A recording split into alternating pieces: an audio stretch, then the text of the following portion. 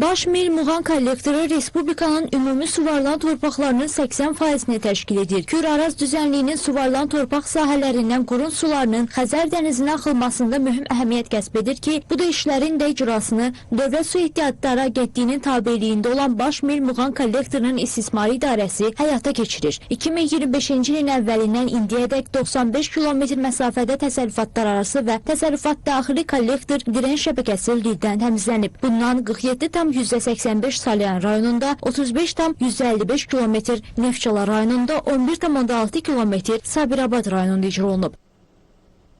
Hal-hazırda biz Neftçala rayonu ərazisində SCD kollektor üzərində aparılan lildən təmizləmə işləriyle tanış oluruq. Cari ilin 4 ay ərzində Baş Mil Muğan kollektor İstismar İdarəsinin texnikaları vasitəsilə 450.000 kilometr lildən təmizləmə işləri həyata keçirilmişdir.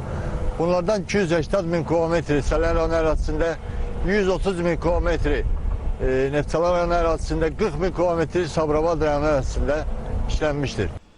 İdarə tərəfindən aprel və may ayları ərzində Muğan Salyan su ötürücü kollektorunda və Cənub kollektorunda mövsümün su bitkilərinin təmizlənməsi məqsədi ilə tədbirlər görülüb və bütün sistemdə su səviyyəsinin normal saxlanmasına nail olunub. İdarənin balansında olan 3 nasos stansiya və nasos stansiyalarda olan 8 ədəd aqreqat daim saz vəziyyətdə saxlanılır. Bu nasos stansiyalar vasitəsilə qurun sularının Xəzər dənizinə axıdılması ərazilərdə olan şoranlaşmanın qarşısını alır və torpaqların münbiçliyini artırır.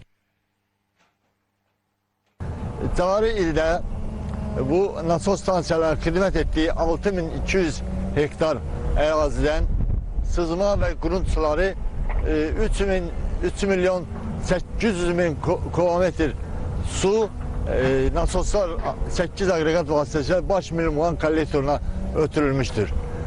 Ümumiyyətlə, Baş Mil Muğan kollektorunun əsas məqsədi Mil Qarabağ və Muğan Salyan düzlərinin suvarılan torpaqlarından sızan qurun, sel və məişət sularının Baş Mil Muğan kollektoru vasitəsilə maneəsiz heç bir enerji sərf etmədən öz axını ilə Xəzər dənizinə axıtmaqdır.